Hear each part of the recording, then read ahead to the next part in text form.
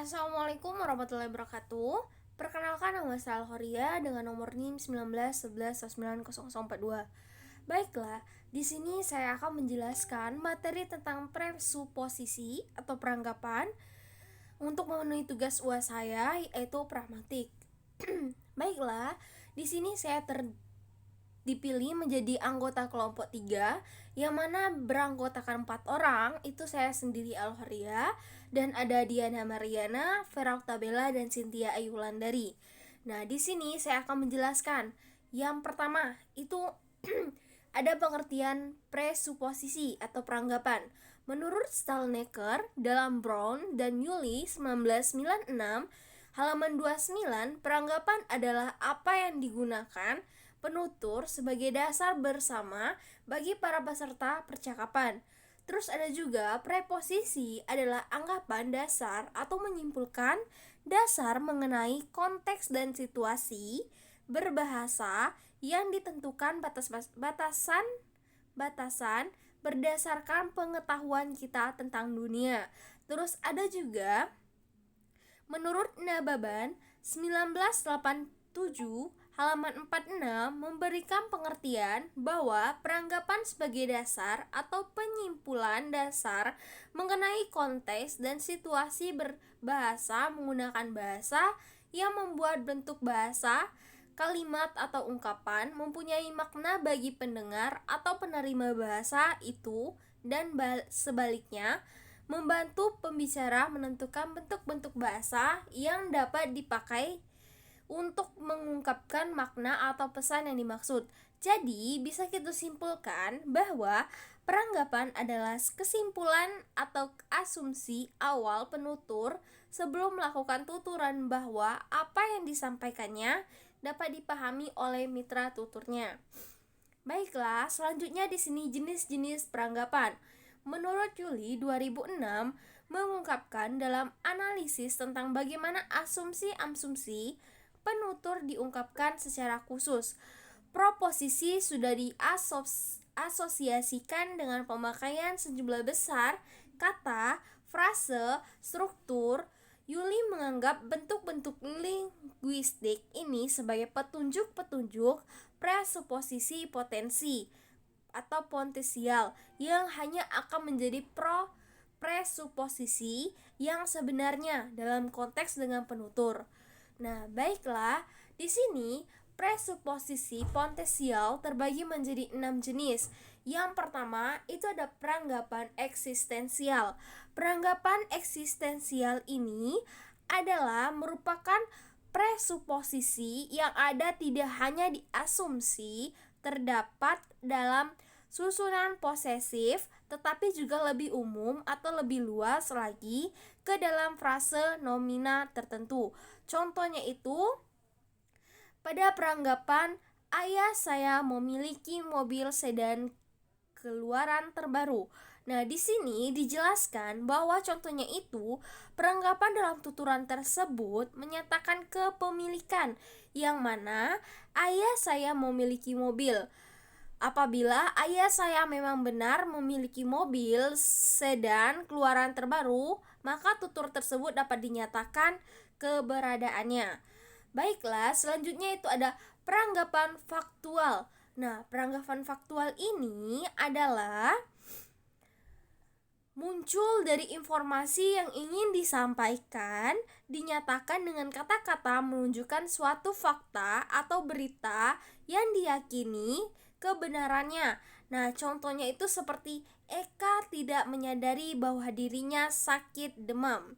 Nah, dalam tuturan kalimat tersebut, peranggapannya adalah Eka sedang sakit. Pernyataan itu menjadi faktual karena telah disebut dalam tuturan. Penggunaan kata sakit dari tuturan Eka tidak menyadari bahwa dirinya sakit demam merupakan kata sifat yang dapat diyakini kebenarannya. Baiklah, selanjutnya itu ada peranggapan non-faktual. Nah, peranggapan non-faktual ini berarti suatu yang bersifat negatif atau bertentangan. Non-faktual itu berarti tidak faktual, berarti ialah suatu yang tidak sesuai kenyataan atau sesuatu yang tidak mengandung kebenarannya. Yang mana contohnya itu seperti dia bermimpi bahwa dirinya menang kuis. Nah, peranggapan yang muncul dari tuturan tersebut adalah dia tidak menang kuis. Mengapa? Karena penggunaan tutur dia bermimpi bahwa dirinya menang kuis bisa muncul peranggapan non-faktual karena kalimat tersebut memunculkan peranggapan mengenai keadaan yang tidak sesuai dengan kenyataannya, yaitu memenangkan kuis. Tuturan tersebut jika dibuat kalimat lain bisa menjadi andai saja dia menang kuis. Dan kata andai itu merupakan bentuk dari prosuposisi non-faktual. Selain itu, peranggapan non-faktual bisa diasumsi melalui tutur yang kebenarannya masih diragukan dengan fakta yang disampaikan. Baiklah, selanjutnya itu adalah peranggapan leksikal. Nah, ada yang tahu apa itu peranggapan leksikal? Nah, peranggapan leksikal itu ya teman-teman, merupakan makna dasar sebuah kata yang sesuai dengan kamus. Makna dasar ini melekat pada kata dasar sebuah kata. Menurut Juli 2006, halaman 47 menjelaskan pada umumnya di dalam preposisi leksikal ini adalah pemakaian suatu bentuk dengan makna yang dinyatakan secara konvensional, ditafsirkan dengan presuposisi bahwa suatu makna lain atau yang tidak dinyatakan dipahami. Nah, baiklah, selanjutnya itu ada peranggapan struktural. Nah, peranggapan struktural ini ya teman-teman, itu merupakan struktur kalimat-kalimat tertentu yang telah dianalisis sebagai presuposisi secara tetap dan konvensional bahwa bagi struktur itu sudah diasumsi kebenarannya. Nah, bisa misalnya contohnya itu silahkan mencoba produk kecantikan tersebut. Nah, tutur di atas ya teman-teman menunjukkan peranggapan, yaitu apa produk di kecantikan. Peranggapan yang menyatakan produk kecantikan sebagai objek yang dibicarakan dapat dipahami oleh penutur. Struktur kalimat bertanda seru diakhiri tutur yang menyatakan ajakan. Selain itu, terdapat makna mengapa dalam tuturan silakan mencoba produk kecantikan tersebut yang bisa saja mengandung makna bahwa jika mencoba produk kecantikan ya teman-teman, itu termasuk kulit akan menjadi cantik, putih, dan lain-lain sebagainya. Yaitu terakhir itu ada peranggapan konteks counterfactual. Nah, peranggapan ini adalah peranggapan yang menghasilkan pemahaman yang berkebalikan dari pernyataan atau kontradiktif. Misalnya, contohnya itu seperti andaikan aku kaya, pasti akan membeli rumah yang besar. Nah, bisa kita jelaskan bahwa dari contoh tuturan di atas atau yang misalnya saya sebutkan tadi, dapat dilihat peranggapan yang muncul adalah sekarang saya miskin. Peranggapan tersebut muncul dari kontradiksi kalimat dengan adanya penggunaan tuturan. Andaikan aku kaya, penggunaan kata andaikan membuat peranggapan yang kontradiktif dari tuturan yang disampaikan. Baiklah, selanjutnya itu ada bentuk peranggapan. Nah, di dalam bentuk peranggapan ini terjadi menjadi dua bentuk ya teman-teman.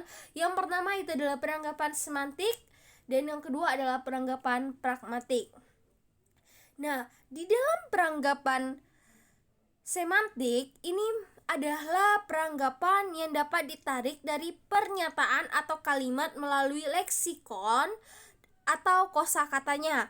Contohnya itu ya teman-teman seperti Bu Lucy tidak jadi berangkat kuliah, anak bungsunya demam. Dari kata-kata yang ada atau kata-kata yang saya sebutkan dalam pernyataan itu dapat ditarik peranggapan sebagai berikut. Yang mana? Yang A-nya itu Bu Lucy seharusnya berangkat kuliah. Yang kedua, Bu Lucy mempunyai beberapa anak. Nah, baiklah, itu yang kedua itu ada peranggapan pragmatik. Nah, ada yang tahu apa itu peranggapan pragmatik?